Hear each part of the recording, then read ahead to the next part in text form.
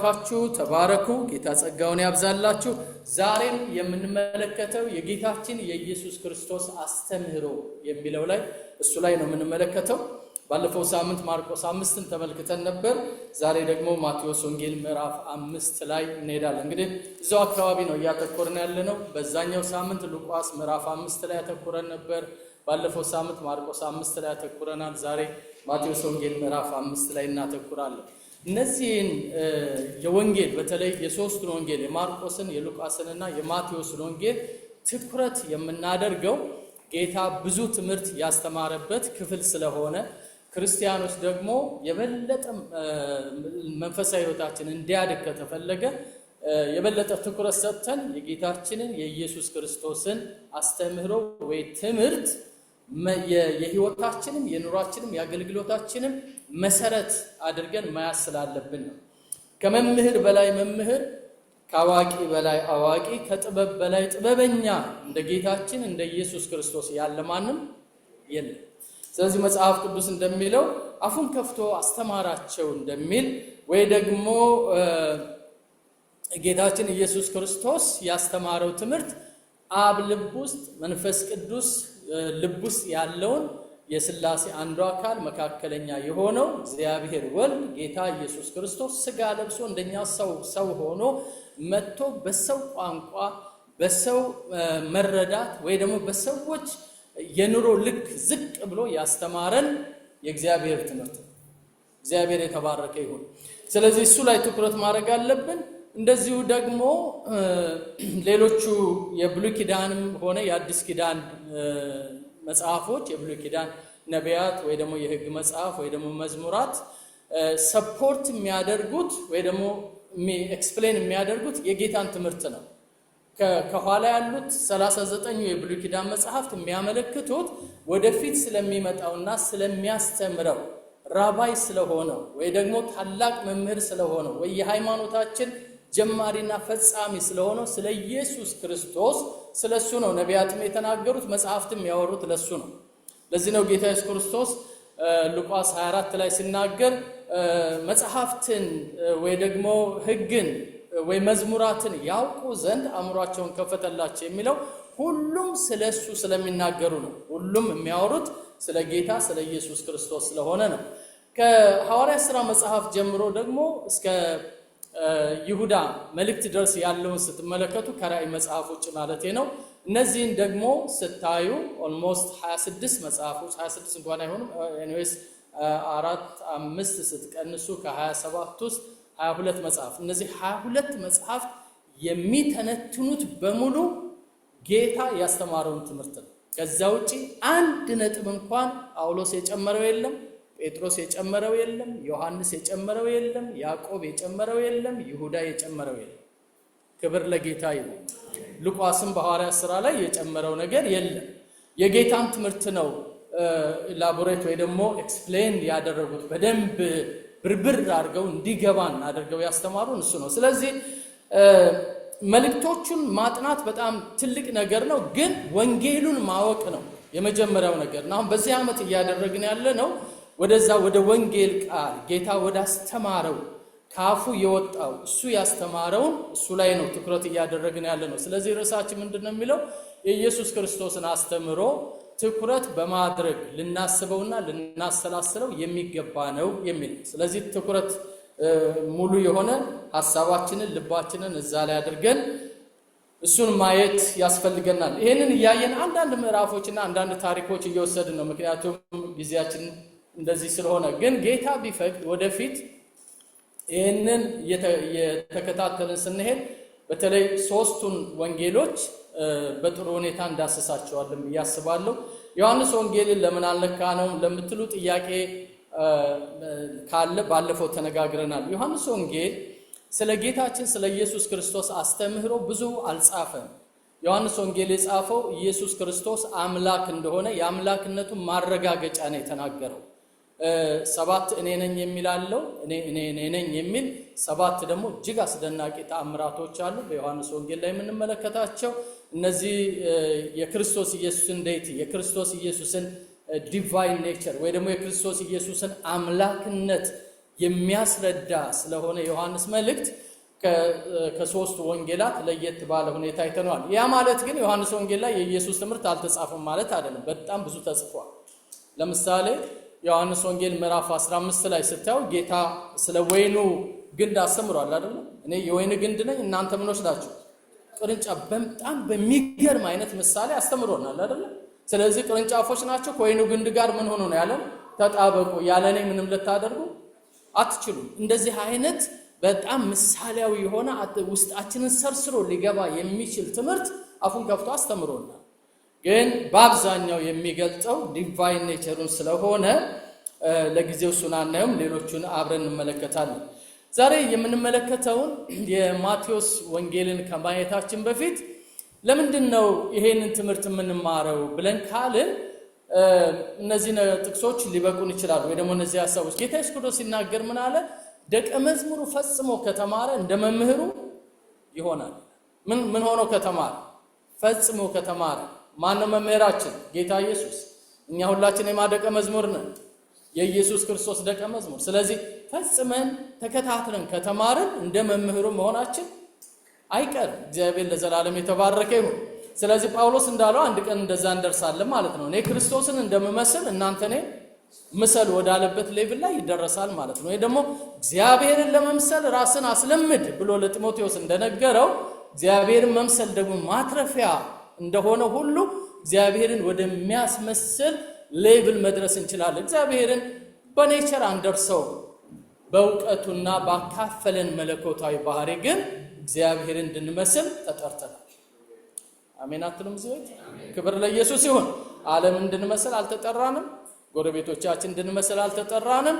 ወይንም ደግሞ ሌላው እንድንመስል እርሱን እንድንመስል ግን አስቀድሞ የተፈጠርንበት ዓላማ ስለሆነ እግዚአብሔር ሰውን በምሳሌው ፈጠረው እንደሚል ያንን ኢሜጅ ያንን ላይክነስ እንድንይዝ እግዚአብሔር ከጥንት ፈልጓል። አሁን ሪደምፕሽን ካገኘን፣ መዋጀት ካገኘን፣ ዳግም መወለድ ካገኘን ጀምሮ አዲሱ ኔቸራችን በውስጣችን ያለው ሁልጊዜ ያደገ እየተማረ በሄደ ቁጥር ክርስቶስ ላይክነስ የሆነ ላይፍ እንለማመዳለን ማለት ነው። ፍቅሩም ቢሆን ምህረቱም ቢሆን ቸርነቱም ቢሆን ወይ ደግሞ ሰው መውደዱን ቢሆን ይቅርታ ማድረጉም ቢሆን ያንን እየተለማመድ እንሄዳለን። ጌታ ይባረክ። ስለዚህ ደቀ መዝሙሩ ፈጽሞ ከተማረ እንደ መምህሩ ይሆናል። ማቴዎስ 28 ላይ ያለው ይሄ ነው። የነገርኳችሁን እያስተማራችሁ ምን ያደርጓቸው ነው የሚለው? ደቀ መዛሙርት ያደርጓቸው። የነገርኳችሁን ሌሎች የነገሩትን ሳይሆን እኔ የነገርኳችሁን ምን እያላችሁ ነው ያለው? እያስተማራችሁ። ስለዚህ በጣም ፎከስ ማድረግ አለብን ማለት ነው። ሬድ ሌተርስ የሚባሉት የክርስቶስ ኢየሱስ አስተምሮ ካፉ የወጡ ቃላቶች፣ እነሱ ላይ ሞር ፎከስ ማድረግ ያስፈልገናል። እነሱን እየተማርን ነው የጌታ ደቀ መዝሙር መሆን የምንችለው። ኢሳይያስ ምዕራፍ 54 ላይ እንደዚህ የሚል ቃል እናነባለን አይደል? ልጆችሽ ከእግዚአብሔር የተማሩ ይሆናሉ፣ የልጆችሽን ሰላም ደግሞ የበዛ ይሆናል። በጣም ደስ ይለኛል። ይህን ክፍል አውጥተን ልናነበው እንችላለን። ኢሳይያስ ምዕራፍ 54 ኦኬ። ስለዚህ ደስ ይላል። ሰላማችን እንዲበዛ ከፈለጋችሁ ወይ ደግሞ በጽድቅ መታነጽ፣ ከድንጋጤ መራቅ፣ እንደገናም ደግሞ በእኛ ላይ የሚሰባሰቡት የጠላት ነገሮች ሁሉ እንዳይሰለጥኑብን ከተፈለገ እኛ ከማን መማር አለብን? እስኪ ሁላችሁም ከእግዚአብሔር በሉልኝ። ከእግዚአብሔር ቃሉ ምንድን ነው የሚለው? ሲናነበው ከቁጥር 11 ጀምረን ኢሳይያስ ምዕራፍ 54 እንደዚህ ይላል። አንቺ የተቸገርሽ በአውሎ ነፋስም የተናወጥሽ ያልተጽናናሽም፣ እነሆ ድንጋዮችሽን ሸላልሜ ገነባለሁ፣ በሰንፔርም መሰርትሻለሁ፣ የግንብሽንም ጉልላት በቀይ ዕንቁ፣ በሮችሽንም በሚያብረቀርቅ ዕንቁ፣ ዳርቻዎችሽም ሁሉ በከበሩ ድንጋዮች እሰራለሁ ይልና ቁጥር 13 ላይ ምን ይላል? ልጆችሽም ሁሉ ከእግዚአብሔር ምን ይሆናሉ? የተማሩ ይሆናሉ። የልጆችሽም ሰላም ብዙ ይሆናል። በጽድቅ ትታነጫለሽ፣ ከግፍ ራቂ፣ አትፍሪም። ድንጋጤም ወደ አንቺ አይቀርብም። እነሆ ይሰበሰባሉ፣ ነገር ግን ከእኔ ዘንድ አይሆንም። በአንቺ ላይ የሚሰበሰቡ ሁሉ ከአንቺ የተነሳ ይወድቃሉ። እነሆ ፍሙን በወናፍ የሚያናፋ ለሥራው መሳሪያ የሚያወጣ ብረት ሰሪን እኔ እፈጥራለሁ የሚያፈርሰውንም እንዲያጠፋ ፈጥሬአለሁና ቁጥር 17 በጣም እንወደው ቃል አለ። ጌታ ይባረክ። እና አንብበው ይሄንን ባንቺ ላይ የተሰራ መሳሪያ ሁሉ አይከናወንም፣ በፍርድ በሚነሳብሽ ምላስ ሁሉ ትፈርጅበታለሽ። የእግዚአብሔር ባሪያዎች ርስት ይህ ነው፣ ጽድቃቸውም ከኔ ዘንድ ነው። ጌታ ይባረክ። ስለዚህ ከእግዚአብሔር መማር ማምለጥ ነው። እግዚአብሔር ይባረክ። አሜን። ከእግዚአብሔር የመጣው ደግሞ ራባይ ረቡኒ የሆነው ጌታ ኢየሱስ ክርስቶስ ከሱ እንማራለን። ዛሬ ዋናውን የወንጌል ትምህርት የሆነውን ማቴዎስ 5ን ትንሽ እንመለከተዋለን። ለአንዳንዶቻችን ደግመን ብናየው ጥሩ ይሆናል ብዬ እላለሁ። ይሄንን የጌታ ኢየሱስ ክርስቶስን አስተምህሮ ከዚህ በፊት ስንመለከት በአምስት መሰረታዊ ነገሮች ከፍለነው ነበር። እንዲሁ እንድታስታውሱት ያክል ነው እዚህ ላይ የምናመጣው። የመጀመሪያው የእግዚአብሔር መንግስት ነው። በጣም ሰፊው ክፍል የያዘው በተለይ ማቴዎስ ወንጌል ኦልሞስት ከ50% በላይ ከ28ቱ ምዕራፎች ከ50% በላይ በስፋት ያስተማረው ጌታ ኢየሱስ ክርስቶስ መንግስተ ሰማይ ወይንም የእግዚአብሔር መንግስት በሚለው ቶፒክ ይሄ ቶፒክ ወደፊት እናየዋለን በስፋት። ስለዚህ የእግዚአብሔር መንግስት እያልን ማጥናት ያስፈልገናል፣ ማሰላሰል ያስፈልገናል። ቅድም እህታችን ስትዘምር የራሷ መዝሙር ነው በነገራችን ላይ ጸዴ የዘመረችው ሰማይ ሆነ ቤቴ ነው አይደል? ሲትግርኛ እንዴት ሲተክለ ደርሰበት ምን ማለት ነው? ሰማይ ከመማጅን ምድር ቁጭ ብለን ሰማይ ሆነ ቤቴ ብለን ስንዘምር ሞኝ ነው የሚያደርገን አይደል? አለ you are living Buffalo አሜሪካ ሲቲዝን ያለ አሜሪካ ውስጥ ነው የምትኖረው። እዚህ እኛ መንደር አይደለ እንደ ጎረቤታችን ምንድነው ደግሞ ሰማይ ነው ቤቴ የምትለው ነው የሚለው። ፈጽሞ የተማረ ሰው ግን ቤቱ የት እንደሆነ ያውቃል። አሜን። በዚህ ዳይሌማ ውስጥ አይገባም፣ የሆነ ጥርጥር ውስጥ አይገባም። እዛ ሆነ ይሆን እዚህ ሆነ ይሆን እውነት ነው ይሄ ነገር ህልም ነው ወይስ ምንድነው የሚል ችግር ውስጥ አይገባም። የተማርነው ትምህርት ትክክለኛ ከሆነና ነፍሳችንን ከያዘ ሰማይ ነው ቤቴ ብለን ለመዘመር አንፈራም። እዛ ነው ስፍራችን። እግዚአብሔር ለዘላለም የተባረከ ይሁን። ስለዚህ ጌታ ስለ እግዚአብሔር መንግስት በጣም በስፋት አስተምሯልና ይሄ ትምህርት ብዙ ጊዜ የሚፈጅ ነው። አንዳንዶቻችንን በጣም ሰርፕራይዝ የሚያደርገን ጌታችን ኢየሱስ ክርስቶስ ከትንሳኤ በኋላ 40 ቀን ከደቀ መዛሙርቱ ጋር ቆይቷል። ከትንሳኤ በኋላ በትንሳኤ አካል ግሎሪፋይድ በሆነ ቦዲ 40 ቀን ያክል በምድር ቆይቷል አይደል? ሉቃስ ልቅም አድርጎ የጻፈው ምንድነው? ከትንሳኤው በኋላ 40 ቀን ከደቀ መዛሙርቱ ጋር እየተመላለሰ ቀድሞ ሲያስተምር የነበረውን ስለ እግዚአብሔር መንግስት አስተማራቸው ይላል። ምን አይነት ነገር ነው? ከትንሳኤ በኋላ አሁን እንደመጀመሪያው አይደለም፣ ድካም የለበትም፣ እንደዛኛው ሚራብ ሰውነት የለውም። አሁን የትንሳኤ አካል ነው የለበሰው ጌታ። ሃሌሉያ። እንደዛኛው አካል የሚጠማ አይነት አካል የለውም። እንደዛኛው አካል የግድ በእግሩ መሄድ የለበትም። በተዘጋ በር ውስጥ እንኳን ሰንጥቆ የሚገባ ነው። የት እንደሚሄድ እንኳን አይነግራቸውም። ብቻ እነሱ ያሉበት ቦታ መጥቶ ሰላም ለእናንተ ይሁን ብሎ የሆነ ኢንስትራክሽን ነግሯቸው ይሄዳል። የት እንደሚያደር እንኳን አያውቁም። ግን ከነሱ ጋር ሆኖ ይላል በዛ አካል ሆኖ 40 ቀን ሙሉ ጀምሮት የነበረውን የእግዚአብሔርን መንግስት ትምህርት ምን አደረገላቸው ይላል? አስተማረ። ቶፒኩ ምን ያክል ከባድ እንደሆነ እንድናውቀው ብዬ። ስለዚህ ስለ እግዚአብሔር መንግስት ያስተማረው አንዱ በጣም ሰፊው ነው። ሁለተኛው ስለ ንስሐ ነው ያስተማረው። ተመለሱ፣ ንስሐ ግቡ፣ ታደሱ፣ አዲስ አእምሮ ይኑራችሁ፣ አዲስ ሐሳብ ይኑራችሁ፣ አዲስ ህይወት ይኑራችሁ፣ አዲስ ምዕራፍ ውስጥ ግቡ እያለ ያስተማራቸው በጣም ብዙ ናቸው። አንዱ ምሳሌ ብንወስድ እንደርስበታለን ወደፊት። አዲሱን የወይን ጠጅ ባሮጌ አቁማዳ አድርጋችሁ አትያዙ የሚል ትምህርት ሰምተናል አይደል? ለምንድን ነው ይሄን ያለው? የአዲሱ የወይን ጠጅ አሮጌውን አቁማዳ ይቀደዋል። ስለዚህ አዲሱን የወይን ጠጅ በአዲስ አቁማዳ አድርጉ ማለት ምንድነው? ሪኒዋል ፕሮሰስ ውስጥ አእምሯችሁ ይለፍ። ተሐድሶ ያስፈልጋችኋል፣ መታደስ ያስፈልጋችኋል። አስተሳሰባችሁ በእግዚአብሔር ቃል ይታደስ፣ ህይወታችሁ በእግዚአብሔር መንፈስ ይታደስ እያለ ንስሐ ማለት መመለስ ማለት ነው። ከተመለሳችሁ በኋላ በዛ አይነት ተመላለሱ ያላስተምሮናል። ሶስተኛው ካታጎሪ እግዚአብሔርንም ጠላትንም ወንድሞችንም እህቶችንም እኩል እንድንወድ ሳናዳላ እንድንወድ በጣም ጥብቅ ትምህርት አስተምሮናል። ስለዚህ ጠላታችንን መውደድ ያቃተን ሰዎች ካለን ወደ ጌታ ትምህርት እንመለስ። እጅ ተጭኖ ቢጸለይላችሁ ልባችሁ ፈጽሞ ሊለወጥ አይችልም። ትምህርት ግን ሰውን ይቀይራል። አሜን። በተለይ የወንጌል ትምህርት የሰውን ሕይወት ይቀይራል። አሜን። ሰው መውደድ አቅቶም ከሆነ የጌታን ቃል እንማር። ለዚህ ነው ጌታ ያንን ያለው እያስተማራቸው ውደዱ፣ እንደገናም ጠላታችሁን የጎዳችሁን ሁሉ ውደዱ፣ ይቅር ተባባሉ፣ በማንም ላይ ምንም አይኖርባችሁ። እንደውም መባችሁን እኔ ፊት ለማቅረብ ከመምጣታችሁ በፊት ሂዱና ከወንድማችሁ ጋር መጀመሪያ ምን በሉ ተስማሙ፣ ታረቁ ብሎ ነው አይደል ያስተማረው። ስለዚህ ያ ትምህርት የዓለምን መልክ እንደለወጠው ሁላችንም እናውቃለን።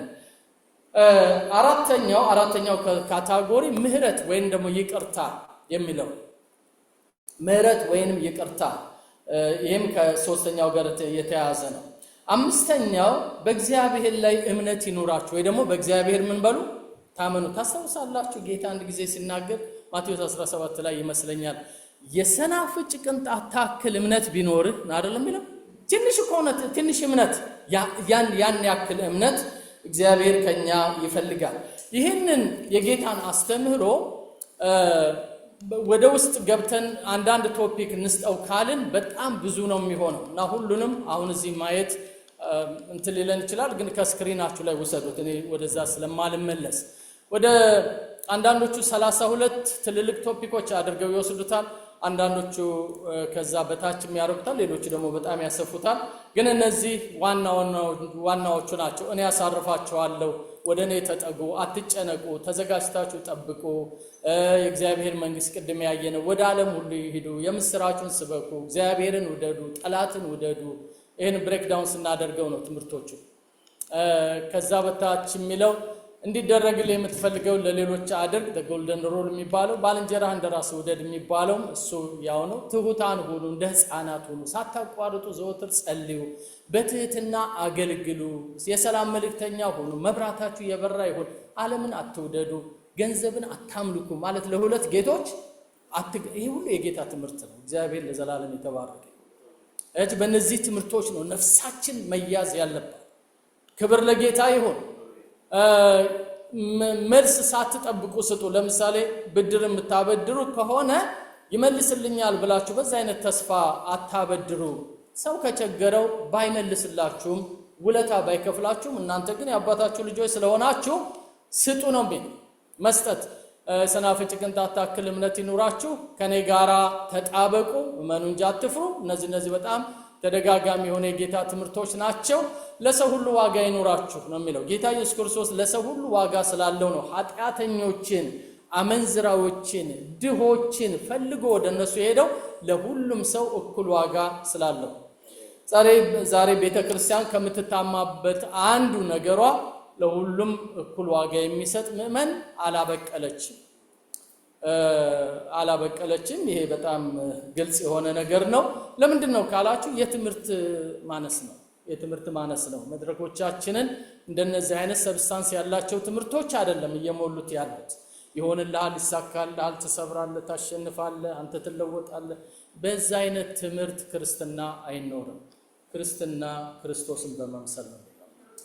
አሜን። መጽሐፍ ቅዱስ የሚለው ከሚቀበል ይልቅ የሚሰጥ ብፁዕ ነው። ክብር ለኢየሱስ ይሁን። እነዚህ ነገሮች እንመለከታለን። ከኔ ጋር ዛሬ የምናየውን ክፍል እሱን እንይና ከዛ ወደሚቀጥለው እንሄዳለን። ማቴዎስ ወንጌል ምዕራፍ 5 ደርሳችኋል? ማቴዎስ ወንጌል ምዕራፍ 5 ኦኬ። የታለ ማቴዎስ ወንጌል ምዕራፍ 5? ወደሱ እንሄድና እንመልከት። ጌታ ለዘላለም የተባረከ ይሁን። እንደ እግዚአብሔር እንደ አምላካችን ያለ ማንም የለም። ሁሉንም ትምህርቶች እናያቸዋለን ማለት አይደለም፣ ግን ይሄን ክፍል እናንብና በእግሮቻችን ቆመን ከዛ በኋላ እንቀጥላለን። ማቴዎስ ወንጌል ምዕራፍ 5 የመጀመሪያዎችን ጥቂት ምዕራፎች እናነባለን። ጥቂት ቁጥሮች የመጀመሪያዎችን ጥቂት ቁጥሮች እናነባለን። ስክሪኑ ላይ ካገኘ ነው ጥሩ። ካላገኘነውም ወንጌላችን እጃችን ላይ ስላለ እንቀጥላለን። ጌታ ይባረክ። አውጥታችኋል? ከቁጥር 1 ጀምረን ኦኬ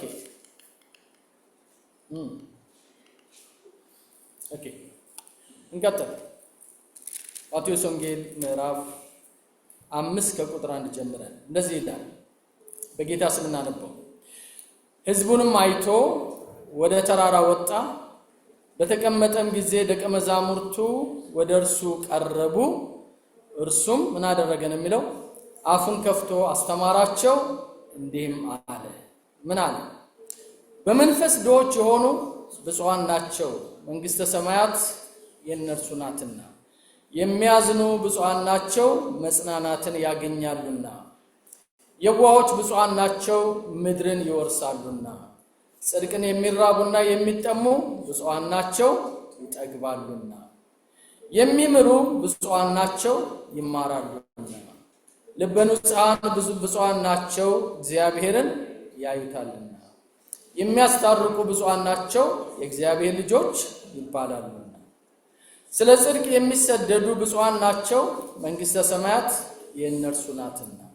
ቁጥር 11 ሲነቅፏችሁና ሲያሳድዷችሁ በእኔም ምክንያት ክፉን ሁሉ በውሸት ሲናገሩባችሁ ምኖች ናችሁ ይላል? ብፁዓን ናችሁ፣ ዋጋችሁ በሰማያት ታላቅ ነውና። ደስ ይበላችሁ፣ ሐሴትም አድርጉ፣ ከእናንተ በፊት የነበሩት ነቢያት እንዲሁ አሳደዋቸዋልና። እንቀጥል። ቁጥር 13 እናንተ የምድር ጨው ናችሁ። ጨው አልጫ ቢሆን ግን በምን ይጣፍጣል? ወደ ውጭ ተጥሎ በሰው ከመረገጥ በቀር ወደፊት ለምንም አይጠቅምም። ቁጥር 14 እናንተ የዓለም ብርሃን ናችሁ። በተራራ ላይ ያለች ከተማ ልትሰወር አይቻላትም። መብራትም አብርተው ከእንቅብ በታች አይደለም እንጂ በመቅረዙ ላይ ያኖሩታል። ቁጥር 16 በቤትም ላሉት ሁሉ ያበራል። መልካምን ስራችሁን አይተው በሰማያት ያለውን አባታችሁን እንዲያከብሩ ብርሃናችሁ በሰው ፊት ይብራ። እንጸልይ። በጽሞና እንጸልይ። ጌታችን መድኃኒታችን ኢየሱስ ክርስቶስ ያስተማረውን ትምህርት ሐዋርያው ማቴዎስ እንደጻፈው ይህንን የትምህርቱ መሰረት የ3 ዓመት ተኩል በስጋ እየተመላለሰ ያስተማረውን ትምህርት የዛን አስተምህሮ መሰረት አድርጎ ነው ያቀረበልን። ለዚህ እነዚህ ያነበብናቸው የአንድ ክርስቲያን የፋውንዴሽን የትምህርቱ መሰረቶች ናቸው ማለት ነው። ሕይወቱን ተሸካሚዎች፣ አገልግሎቱን ተሸካሚዎች፣ ራእዩን ተሸካሚዎች፣ ፊውቸሩን ተሸካሚዎች እነዚህ ዕውቀቶች ናቸው። እግዚአብሔር ይግለጥልን። እግዚአብሔር አባትና አምላካችን እጅግ አድርገን እናመሰግናለን። ቅዱስ ስምህንም እንባርካለን። ሃሌሉያ። ልጆችሽ ከእግዚአብሔር የተማሩ ይሆናል፣ የልጆችሽም ሰላም ብዙ ይሆናል እንደተባለ ጌታ ሆይ አንተ እንድታስተምረን ዛሬም ልባችንን ከፍተን በፊትህ አለን። በዚህ ደቂቃ ተናገረን፣ በዚህ ሰዓት አስተምረን። ይህንን ክቡር የሆነውን ሰማይ ምድር የጸናበትን ቅዱስ ቃልህን ለእያንዳንዳችን እንድትገልጥልን እንለምንሃለን። ጌታ ሆይ ያለንበት ሁኔታ አንተን አያግድህም። ደግሞም ጌታ አምላካችን ማንኛውም ሐሳባችን አንተን በልጦ ሊገኝም አይችልም። አእምሮአችንን ከፍተህ እንድታስረዳን፣ ልባችንን በብርሃን ሞልተህ እንድታስገነዝበን፣ ትኩረታችንን በቃልህ እንድትስበው፣ ቅዱስ መንፈስህ እንዲነግረን፣ እንዲመክረን፣ እንዲያበረታታን፣ እንዲገስጸን፣ እንዲመልሰን በዚህ ሰዓት ጌታ ሆይ መንፈስህን አፍስሰህ አስተምረን። መንፈሱን ላከ እንደተባለ ደግሞም ታስተምረን ዘንድ መንፈስን አፍስስልን። እኔም ባሪያ መናገር የሚገባኝ እንድናገር እንድማርም እርዳኝ። ወገኖቼንም በዚህ እንድትደግፋቸው ለምንሃለሁ። ጌታ ሆይ እንጸልያለን። ደግሞ በእኛና በአንተ ደግሞ በቃል መካከል ጣልቃ የሚገባ አእምሮአችንን ዲስትራክት የሚያደርግ ልባችንን ከማስተዋል እንዲዘገይ የሚያደርግ ክፉ የዚህ ዓለም አሰራር የተዘራውን ቃል ሊለቅም የተለቀቀ የአጋንንት መልእክተኛ በጌታችን በመድኃኒታችን በኢየሱስ ክርስቶስ ስም የተወገደ ይሁን። ጌታ ሆይ ይሄ ጊዜ አባትና የልጅ ያስተማሪና የተማሪ የመምህርና የደቀ መዝሙር ጊዜ ነው። በዚህ ውድ ጊዜ ቃልህን አስተምረን። ሁሉ ላንተ ክብር ይሁን። በኢየሱስ ክርስቶስ ስም ጸለይ፣ አሜን። እግዚአብሔር ይባርካችሁ። ተባረኩ። ጌታ ይባረክ። መጽሐፍ ቅዱስ የሚናገረው ቃሉን ላከ ፈወሳቸው። ጌታ ይባረክ። የቃል ፍቺ ሕፃናትን ምን ያደርጋል? ጠቢባን ያደርጋል፣ አስተዋዮች ያደርጋል። እግዚአብሔር ለዘላለም የተባረከ ይሁን። በእነዚህ ባነበብናቸው ጥቂት ቁጥሮች ላይ እኛ አንድ ላይ አደረግነው እንጂ ከአንድ ጀምሮ ወይ ደግሞ ከ3 እስከ 10 ያሉት ለብቻቸው ራሱን የቻለ ሰፊ ትምህርት አላቸው። ከዛ በኋላ ደግሞ ከ11 ጀምሮ እስከ 16 ያለው ሌላ ፓራግራፍ ነው። ግን አንድ ላይ ነው ያነበብነው። በሌላ አባባል ዓላማውን ከነውጤቱ ወይ ደግሞ ትምህርቱን ከነሪዘልቱ የሚገልጽ ስለሆነ ነው አንድ ላይ ያነበብነው እንጂ የመጀመሪያዎቹ ስለ እግዚአብሔር መንግስትና በእግዚአብሔር መንግስት ውስጥ ይሄን የሚያደርጉ ነፍሳት ስላላቸው ቦታ ስለሚጠብቃቸው ወይ ደግሞ ኤክስፔክት ማድረግ ስለሚገባቸው ነገር ነው ያየነው። ደግመን እንመልከታቸው። በመንፈስ ድሆች የሆኑ ምኖች ናቸው ይላል? ብፁዓን ናቸው ይላል። ምንድነው ብጽዕና? ብጽዕና ዲፋይን የሚደረገው ምንድነው? ብቃት የሚል ነው አይደለ? ወይ ደግሞ ራይቸስ መሆን፣ ብቁ መሆን፣ ራይት ስታንድ በእግዚአብሔር ትክክለኛ እግዚአብሔር በቆመበት ትክክለኛ ቦታ ላይ መቆም ማለት ነው። ብፁዕ ማለት ያ ነው። ወይ ደግሞ ጳውሎስ እንደተነተነልን ሮሜ ምዕራፍ 4 ላይ ኃጢአታቸውን ይቅር ያላቸው በደላቸውን የማያስብባቸውን እነሱን ብፁዓን ብለን እንጠራቸዋለን ይላል አይደል? ስለዚህ በደሉ የማይታሰብ ኃጢአቱ የማይታሰብ ምን ተብሎ ይጠራል? እሱ ብፁዕ ተብሎ ይጠራል። በሌላ አባባል ያ የቀደመው መርገማችን ኃጢአታችን አዳማዊ የሆነው ሲን በሙሉ ከላያችን ላይ ተወግዶ ንጹህ ከሆነን እኛ ራይቸስ እንባላለን። ይሄ ጽድቅ በሰው ስራ የመጣ አይደለም። ይሄ ጽድቅ የመጣው በጌታ ብቻ፣ በማንም ደግሞ በሌላ ሊመጣ አይችልም። ሁለተኛ ቆሮንቶስ ምዕራፍ 5 ቁጥር 17 ላይ የሚለው ዳግመኛ ስንወለድ ወይ ደግሞ አዲስ ፍጥረት ስንሆን የቀደመው ኃጢአታችን ፈጽሞ ምን አይልም፣ አይታሰብም፣ መታሰቢያ የለውም። እንደውም ከሱ ወረድ ብሎ የሚለው እኛ የእግዚአብሔር ጽድቅ እንሆን ዘንድ ኃጢአት ያላወቀውን አንድ ልጁን ስለኛ ምን አደረገው ይላል?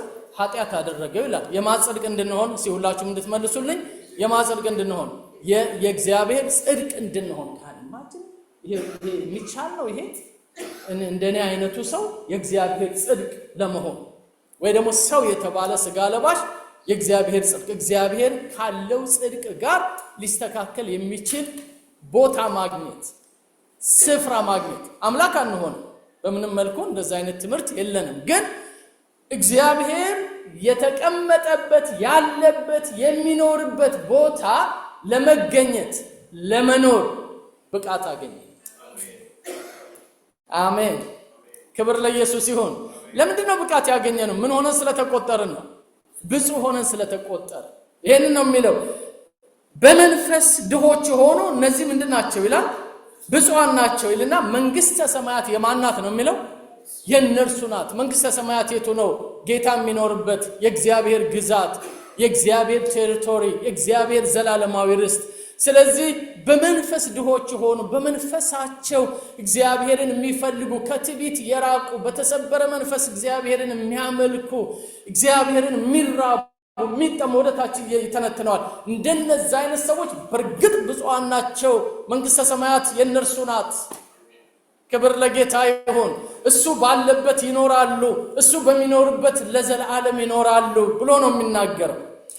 ይወርድና ሁለተኛው ላይ ምን ይላል? የሚያዝኑ ብፁዓን ናቸው ይላል። ይሄ ኮምፓሽኔት የሆነ ልብ ያላቸው፣ መንፈስ ያላቸው፣ ርህራሄ ውስጣቸው ያለ ለድሃም የሚያዝኑ ለተቸገረም የሚያዝኑ ለሰውም የሚያዝኑ እንደው አልፎ እንኳን ከዛ ምሳሌ ላይ እንደሚናገረው የጻድቅ ሰው ነፍስ ለእንስሳ እንኳን ይራራል ይላል ጠቢቡ ሰለሞን። በጣም በእንደዚህ አይነት ርህራሄ ውስጥ ያሉ ሰዎች ምኖች ናቸው ነው የሚለው? መጽናናትን ያገኛሉ። መጽናናት ለትዕቢተኞች ለክፉዎች አይመጣም፣ በፍጹም የለም። ልባችን ክፉ ለሚያስብ ሰዎች መጽናናት ከእግዚአብሔር ዘንድ በፍጹም አይመጣም። ምክንያቱም እግዚአብሔር ምን እንደሚል ሁላችንም እናውቀዋለን። እግዚአብሔር ትዕቢተኞችን ይቃወማል፣ ለትሑታን ግን ጸጋን ይሰጣል። ስለዚህ የሚያዝኑ ወይ ደግሞ የሚራሩ እነዚህ መጽናናትን ያገኛሉ። የዋሆች ብፁዓን ናቸው ይላል። የዋህ የሆኑ ሰዎች ብፁዓን ናቸው፣ ምድርን ይወርሳሉ። ጽድቅን የሚራቡና የሚጠሙ ብፁዓን ናቸው። ይሄ ጽድቅ ዕለት ዕለት መሻታቸው የሆነ ፍላጎታቸው የሆነ ረሃባቸው የሆነ ይሄንን የሚጠሙ ይሄንን የሚራቡ እነሱ ይጠግባሉ ይላል። የሚምሩ ብፁዓን ናቸው፣ ይማራሉ። ይሄ ብቻ አይደለም፣ የሚያስታርቁ እነሱ ደግሞ ብፁዓን ናቸው፣ የእግዚአብሔር ልጆች ይባላሉ። ማስታረቅ በጣም ትልቅ ጸጋ ነው። እግዚአብሔር ላደለው ሰው የምናስታርቅ ከሆነ የሰላም መልእክተኞች ከሆንን በእውነት በጣም ትልቅ በረከት ነው። የጸብ ምክንያት መሆን በጣም ቀላል ነው፣ ምክንያቱም አየሩ በሙሉ በጸብ የተሞላ ስለሆነ። ማስታረቅ የዳገት ያክል ከባድ ነው ባለንበትም ዘመን በጥንት ዘመንም ቢሆን። ግን ጌታ የሚፈልገን ነገር አለ፣ እንድናስታርቅ፣ ፒስ ሜከርስ እንድንሆን፣ የሰላም መልእክተኛ እንድንሆን፣ የተጣሉትን ልናቀራረብ፣ የራቁት እንዲቀራረቡ ለማድረግ እግዚአብሔር ይባረክ። ይህንን የሚያደርጉ እነሱ ምኖች ናቸው ይላል? የእግዚአብሔር ልጆች ይባላሉና። ስለ ጽድቅ የሚሰደዱ ብፁዓን ናቸው ይላል። እቺነት እንግዲህ ከበድ የምትለው ስለ ጽድቅ የሚሰደዱ ወይ የሚገፉ ሰዎች እነሱ ብፁዓን ናቸው፣ የእግዚአብሔር መንግሥተ ሰማያት የእነርሱ ናትና። ስደት ደርሶባችሁ ከሆነ ደስ ይበላችሁ። ከቤተሰብም ከጓደኛም ከሥራ ቦታም ከአካባቢም ጽድቅን በመፈለጋችሁ እግዚአብሔርን በመፈለጋችሁ ከጌታ ጋር ለመኖር በመወሰናችሁ ትንሽ ገፋ ተደርጋችሁ ከሆነ ሰዎች ፊታቸውን አዙረውባችሁ ከሆነ ከእድር ከማህበር አባረዋችሁ ከሆነ አንዳንድ ጊዜ ለሰላምታ እንኳን እጃችሁን ስትዘረጉ መልስ የማይሰጣችሁ ከሆነ አትናደዱ። ምን አድርጌ ነው አንበል። ጌታ ይባረክ። ምክንያቱም ይሄ አንዱ ፓኬጅ ነው። ስለ ጽድቅ መሰደድ አንዱ የክርስቲያኖች ማዕረግ ነው፣ ሽልማት ነው። አሁን ከዓለም ጋር እየተመቻቸን እንደውም በጣም ተወዳጆች ሆነናል። በዓለም ላይ በጣም ፍሬንድሊ ነው፣ ጓደኞች ነን። ምክንያቱም እነሱ የሚያወሩት እናወራለን፣ ፖለቲካውን ሲያወሩ እኛም ቀዳሚ ነን፣ ሌላውንም ሲያወሩ ከነሱ ጋር ነው ያለ ነው። ስለዚህ ስለ ኢየሱስ እነሱ ፊት ብዙ ስለማንናገር የሚገፋን የሚያሳድደን የለም አይደል? ወዳጅነታችን ጠብቋል። ስለዚህ ተወዳጆች ነን። በየግብዣው ኑ እንባላለን። በእውነት ግን የክርስቶስ ኢየሱስን ትምህርት ተከትለን በዛ ትምህርት ላይ ስንሄድ ልክ ክርስቶስ ኢየሱስን እንደገፉት እኛንም ይገፉ፣ ሐዋርያትን እንደገፏቸው እኛንም ይገፉናል። የእግዚአብሔር ሰዎች በዚህ ዓለም ላይ ምቾት የላቸው። ይሄ ምናልባት ከኔ ብቻ ይሆናል የምትሰሙት። ምክንያቱም ብዙ ሰባኪዎች ሊያደላድሉ ነው የሚፈልጉት። እንደ ትወርሳለህ ከተማውን፣ አገሩ ሁሉ ያንተ ነው፣ ምድሩ ሁሉ ያንተ ነው፣ ገንዘቡ ሁሉ ያንተ ነው፣ ያንቺ ነው የሚሉን። ግን አይደለም፣ ውሸት ነው። ያ የስተት ትምህርት ይባላል። እውነተኛው ትምህርት ኢየሱስ ክርስቶስን እየመሰሉ ሊኖሩ የሚወዱ ሁሉ በሉልኝስ የመጨረሻውን ቃል ይሰደዳል። ክብር ለኢየሱስ ይሁን። እንዴት ብርሃን ከጨለማ ጋር ተስማምቶ ይኖራል?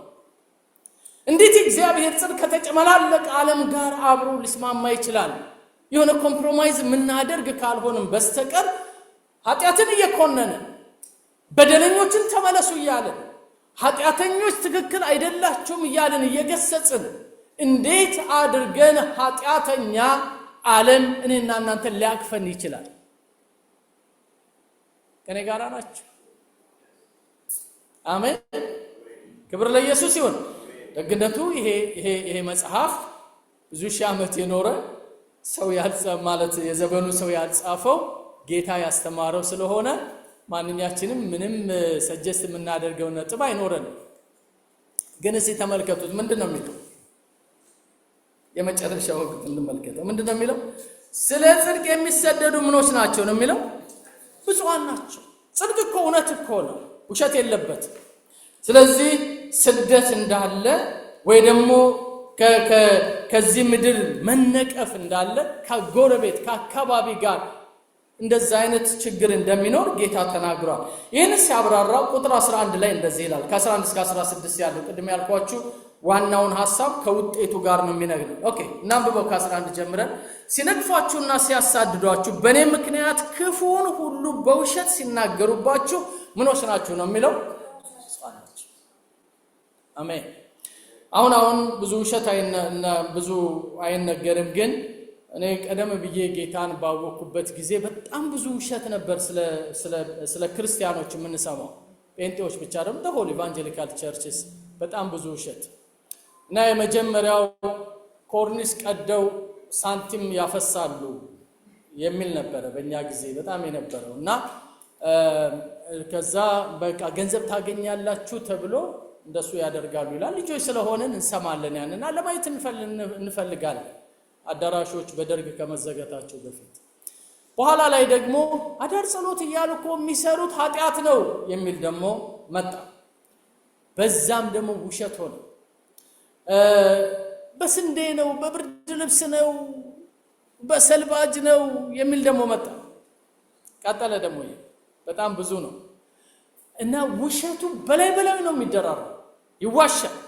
ምክንያቱም ምክንያት ፈልገው ሪጀክት ማድረግ ነው የሚፈልጉት። ግን ያ በተባለ ቁጥር ደግሞ የክርስቲያኑ እድገት እየጨመረ በተለይ በዛ ስደት ዘመን ብዙ ሆነ። ጌታ ምንድነው ያለው? ሲነቅፏችሁና ሲያሳድዷችሁ በእኔ ምክንያት ክፉን ሁሉ በውሸት ሲናገሩባችሁ እናንተ ምኖች ናችሁ ይላል? ብፁዓን ናችሁ። ይሄ ብቻ ነው እንደሚለው አይደለም። የሚቀጥለው ቁጥር 12 ዋጋችሁ በሰማያት ምንድነው ይላል? ታላቅ ነውና ደስ ይበላችሁ። ወደ ሌላ ለሪፈረንስ ለማልሄድ ነው እንጂ አንደኛ ጴጥሮስን ብታነቡት ይህን ይናገራል። መከራ ይጨምሩባችኋል ይላል። ጽድቅ ስታደርጉ መከራውን ይጨምሩባችኋል፣ ግን ደስ ይበላችሁ። ለጥቂት ጊዜ መከራ ከተቀበላችሁ በኋላ እሱ ራሱ ፍጹማን ያደርጋችኋል። ክብር ለኢየሱስ ይሁን። ለጥቂት ጊዜ ትቀበላላችሁ። እዛው ቦታ ላይ አንደኛ ጴጥሮስ ምዕራፍ 1 ላይ ሲናገር ምንም እንኳን ወርቅ በእሳት ተፈትኖ ከሚነጥረው ወይ ደግሞ ከሚያመጣው ዋጋ ይልቅ አሁን ቢያስፈልግ እምነታችሁ በአንዳንድ ፈተና ተፈትኗል ይላል። ይህም ደግሞ ለክብር ለምስጋና ለውዳሴ ይበቃ ዘንድ እግዚአብሔር ለዘላለም የተባረከ ይሁን። ስለዚህ በክርስቲያኖች ላይ እንደዚህ አይነት ፈተና ይመጣል። ግን ምን ይበላችኋል ጌታ? ደስ ይበላችሁ። አሜን። ከዚህ ነቀፌታ ወጣችሁ እነሱ የሚያደርጉትን እያደረጋችሁ በየግብዣቸው ላይ ከነሱ ጋር እየደነሳችሁ እየጮኻችሁ እየጨፈራችሁ ዘፈንም ችግር የለውም አምጣው፣ መዝሙሩንም እንቀላቅለው፣ አይ ምን ችግር አለ ፋሽኑንም እንልበሰው፣ እነሱ የሚያደርጉትን እና ለጌታ የተባለ እንደዚህ የሚሆንበት ክርስትና ክርስቶስ አላስተማረም። ሐሰተኞች ቤቱን ስለሞሉት ዓለምን ጎትተው አስገብተው እኛው ሰፈር አመጡት እንጂ እኛ ከዓለም ጋር ምንም ግንኙነት እናንተ አጨርሱልኝ። ጸብነን ባጭር ቃል እንቀላችሁ ሲጸብነን በሉ ባካችሁ። ሲጸብነን በሉ። ምክንያቱም የዚህ ዓለም ገዢ ማን ነው? ዲያብሎስ ሰይጣን ነው። የኛ ገዢ ቅዱሱ ጌታ እግዚአብሔር። ሃሌሉያ። አስተዳደራችንም አንድ አይደለም፣ ማናጅመንቱም አንድ አይደለም፣ ፕሪንሲፕሉም አንድ አይደለም። እኛ የጽድቅ ልጆች ነን። ጌታ ኢየሱስ ክርስቶስ ካስተማረው በዚህ ማቴዎስ ወንጌል ምዕራፍ 6 ላይ 8 ላይ ስንደርስ እናየዋለን።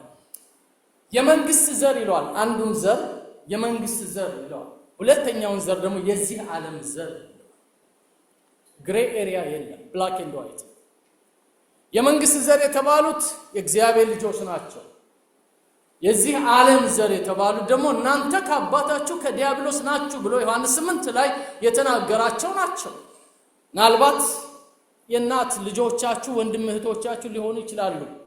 ጌታን እስካላገኙ ድረስ የዚህ ዓለም ዘር ናቸው። የዛን ያክል ልንጨክን ያስፈልጋል። ወላጅ አባት እናቶቻችን ሊሆኑ ይችላሉ። ወይ ደግሞ ጌታን ያልተቀበሉ በአመጽ የሚኖሩ ልጆቻችን ሊሆኑ ይችላሉ። ክርስቶስ ኢየሱስን ጌታና አምላካቸው አድርገው ካልተቀበሉ እነሱ የዚህ ዓለም የአባታቸው የሰይጣን ልጆች ናቸው። እኛ በጌታ ያለነው ደግሞ የአባታችን የእግዚአብሔር ልጆች ነን። አሜን። እዚህ በደንብ አሜን በሉ። ይሄ ግልጽ አይደለም? ዮሐንስ 1:12 ምንድነው የሚለው? ለተቀበሉት ሁሉ ግን በስሙ ለሚያምኑት እነርሱ የእግዚአብሔር ልጆች የሆኑ ዘንድ ስልጣንን የማን ልጆች? የእግዚአብሔር ልጆች። ሮሜ 8 እንግዲያውስ የእግዚአብሔር ልጆች ከሆነን የእግዚአብሔር መንግስት እንወርሳለን። ክብር ለኢየሱስ ይሁን። ስለዚህ ጌታ ኢየሱስ ክርስቶስ ይሄ ስደት አለባችሁ ግን ደስ ይበላችሁ ዋጋችሁ ታላቅ ነው ይልና ቀጥሎ ምን ይላል? ሐሴት አድርጉ። ምንድነው ሐሴት ማለት? ማያቋርጥ ደስታ፣ rejoice ከልባችሁ ውስጥ። መከራው በውጭ አለ፣ ችግሩ በውጭ አለ፣ ትንንቁ በውጭ አለ፣ ግን በልባችሁ ውስጥ ተደሰቱ፣ ስፍራችሁን ታውቃላችሁ ይላል። ሃሌሉያ። ከናንተ በፊት የነበሩት ነቢያትንም እንደዚሁ ምን ብሏቸዋል? አሳደዋቸዋል። ወደ ሚሽናችን ሲያመጣን እንደዚህ ብሎ ይናገራል። ቁጥር 13 ላይ እናንተ የምድር ምኖች ናችሁ፣ እናንተ የምድር ጨው ናችሁ። ጨው አልጫ ቢሆን ግን በምን ይጣፍጣል? ወደ ውጭ ተጥሎ በሰው ከመረገጥ በቀር ወደፊት ለምንም። ስለዚህ ይሄ ምድር እንዲጣፍጥ ከተፈለገ መመሳሰላችን አይደለም የሚያጣፍጠው፣ ጨው ሆነን መኖራችን። ብዙዎቻችን እንደምናውቀው በዚህ መጽሐፍ ቅዱስ በተጻፈበት ዘመን ከዛሬ 2000 ዓመት በፊት አካባቢ ጨው ልክ እንዳሁኑ ምግብን ለማቆየት የሚጠቅም አድርገው ይጠቀሙበታል። ወይ ደግሞ እንደ ፍሪጅ እንደሱ በጨው ተነስልሶ ረጅም ጊዜ ይቀመጣል። አንዳንድ ቦታ ይቻላል በየገጠሩ ስጋም ቋንጣ ምንም ተዘርዝሮ በጨው ተደርጎ ታሽቶ ይቀመጣል አይደል? ታውቃላችሁ? ያ እንደሱ ይቀመጣልና ጨው ነገሮችን የማያስ የማቆየት ነገር አለ። ስለዚህ ይሄ ጨው በእኛ ህይወት ሲመሰል ይቺ ዓለም ሰስቴን እንድታደርግ ሰዎች እንዲኖሩ ወይ ደግሞ በዚህ ዓለም ላይ ያለው ነገር ሪሊ ትውልድ እንዲቀጥል ከተፈለገ ክርስቲያኖች በዚህ ምድር ገጽ ላይ መኖር አለባቸው። ጴጥሮስ ይሄንን ሲናገር ምን ይላል? አንድ ቀን እግዚአብሔርን የሚያመልኩ ሰዎች ከዚህ ምድር ላይ ሲወሰዱ ወይ ደግሞ ሳይኖሩ ሲቀር ሰማይ እንደ መጋረጃ ይጠቀለላል፣ ምድር በታላቅ ትኩሳት ቀልጣ ትጠፋለች። እስከ መቼ ነው ታዲያ ምድር የምትኖረው? እግዚአብሔርን የሚያመልኩ ሰዎች እስከሚኖሩባት ጊዜ ድረስ። የዛን ያክል ለዚህ ምድር ጨው ነን። ጨው ጨውነቱን ጠብቆ ካልኖረ እኔ መፍትሄ ነኝ ለዚህ ዓለም፣ እኔ ለዚህ ምድር ሰስቴን እንዲያደርግ እንዲኖር ትውልድ እንዲኖር ምማልድ ምጸልይ ስለ ጌታ አምባሳደር ሆኜ በዚህ ምድር ስላለው ነገር ሪፕሬዘንት አድርጌ የምቆም ካህን ነኝ ብለን እስካላልን ድረስ ወገኖቼ ይሄን ትውልድ ማዳን አንችልም። አንዳንድ ጊዜ የሚመስለን ግን በኃጢአተኛና ባለማዊ ማህበር ላይ ስለተገኘንና ስለተመሳሰልን ምንረዳቸው ይመስለናል። በሱ አንረዳቸው። ግልጽ ትምህርት ያንን በማድረግ አንረዳቸው። ምንረዳቸው ቅድስናችንን ጠብቀን በመቆማችን። ታዝናላችሁ? ለሰው ሁሉ፣ ለህዝብ ሁሉ፣ ለነፍሳት ሁሉ እናዝናለን። ምናዝን ከሆነ ስፍራችንን ጠብቀን ትምህርታችንን ጠብቀን በቅድስና ስንኖር እግዚአብሔርን በማክበር ስንኖር ያን ጊዜ ለዓለም ሁሉ ጨው እንሆናለን። እግዚአብሔር የተባረከ ይሁን። ስለዚህ ጨውነቱን ቢያጣ ምን ይላል? ከመጣል በስተቀር ለምን ይጠቅማል ይላል። የሚቀጥለውን እንመልከት። ቁጥር 14 እናንተ ምንድናችሁ ይላል? የዓለም ብርሃን ናችሁ። በተራራ ላይ ያለች ከተማ ልትሰወር አይቻላትም። መብራትን አብርተው ከእንቅብ በታች አይደለም እንጂ በመቅረዙ ላይ ያኖሩታል። በምን አይነት ሂሳብ ነው ከጥቂት ቀናት በፊት የተጠሩ ደቀ መዝሙሮች አሳ አጥማጆች የዓለም ብርሃን ናችሁ የሚባሉት መቼ ተማሩ? መቼ ሰለጠኑ? መቼ የደህንነት ትምህርት ወሰዱ? መቼ ተጠመቁ? መቼ ጌታን መከተልስ አወቁ? መቼ ደቀ መዝሙርስ ስልጠና አገኙ? ገና ከመጀመሪያው ሲጠራቸው ግን ምን አላቸው? እናንተ የዓለም ብርሃን ናችሁ። ለራሳችሁ ብርሃን እንኳን መሆን የማትችሉትን አሁን እኔ ስለጠራኋችሁ፣ እኔን ስላመናችሁ፣ እኔን ስለተከተላችሁ እናንተ ሁላችሁም የዓለም ብርሃን ናችሁ። ስለዚህ ብርሃናችሁ በሰው ሁሉ ፊት እንዲበራ የሰማዩ አባታችሁን እንዲያከብሩት መልካሙን ስራ ስሩ፣ መልካሙን ድርጊት አድርጉ፣ ምክንያቱም እናንተ የዓለም ብርሃን ናችሁ። ክብር ለኢየሱስ ይሁን። ወገኖቼ እግዚአብሔር በእኔና በእናንተ ሊሰራ ይፈልጋል። መቼ ነው የሚሰራው? የጌታን ትምህርት ሁሉንም ስንይዝ፣ ስንማር፣ ስናውቀው፣ እውቀቱ ሲገባን፣ ዓላማውን ስንረዳ ነው። ባለፉት ቀናቶች ጌታ ሲልክ ወይ ደግሞ ሂድና ስበክ ሲል ያለውን ክፍል ተመልክተናል። ዛሬ ያየነው እኛ በራሳችን ሕይወት እነዚህን እንድንመዝናቸው ነው። በእርግጥ እንደ ጌታ ቃል የኔ ሕይወት ተለውጧል? ጽድቅን እራባለሁ ወይ? አስታራቂ ነኝ ወይ? ወይንስ የምምር ነኝ? አልያስ ደግሞ የምድር ጨው ሆኛለሁ ግን ለቤተሰቤ? ወይስ የዓለም ብርሃን ሆኛለሁ? እግዚአብሔር ሆይ ይሄ ትምህርት በእኔ ሕይወት እንዲሰራ ፈልጋለሁ፣ ይሄ ትምህርት በእኔ ውስጥ ፍሬ እንዲያፈራ ፈልጋለሁ ብለን ከአምላካችን ጋር ልንነጋገር ያስፈልገናል። ክብር ለኢየሱስ ይሁን። ሁላችንም በእግሮቻችን ተነስተን ትንሽ እንድንጸልይ ጠይቃቸዋለሁ። ይሄ ጌታ ትምህርት ወደ ሕይወታችን ሲመጣ ጨውነታችን ጨው መሆናችን በትክክል ዓለምን የሚያጣፍጥ ቅድስና እንዲኖር፣ እንደገናም ደግሞ ብርሃን መሆናችን ደግሞ በትክክል ብርሃን ሆኖ እንዲወጣ እግዚአብሔር በዚህ እንዲረዳን እጆቻችንን ከፍ አድርገን እንጸልያለን። ብዙ ሰዎች እዚህ መካከል ያላችሁ ብዙ ሰዎች ወዴት እንሂድ? ተመሳሰለብን እኮ ክርስትና ውሸት እስከሚመስል ድረስ እዛም እዚህም የሚደረገው አንድ አይነት ሆነ። የእግዚአብሔር ቤት ውጭ ካለው ነገር መለየት አቃተው። በዓለም ያለው ነገር ሁሉ በእግዚአብሔር ቤት አለ።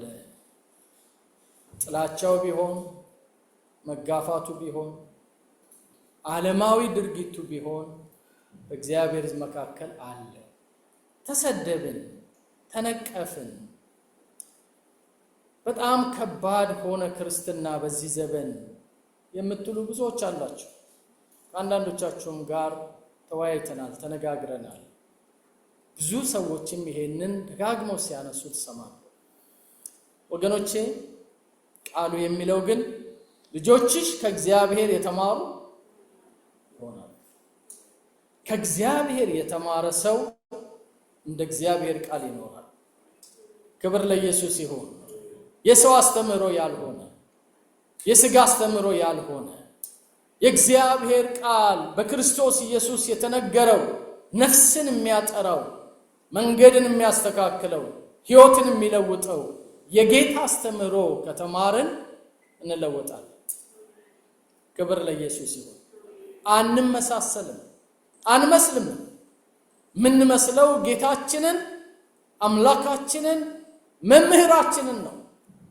ደቀ መዝሙሩ ፈጽሞ ከተማረ እንደምኑ ይሆናል ነው የሚለው? እንደ መምህሩ ይሆናል ነው እንጂ የሚለው እንደ ውጭ ይሆናል አይደል።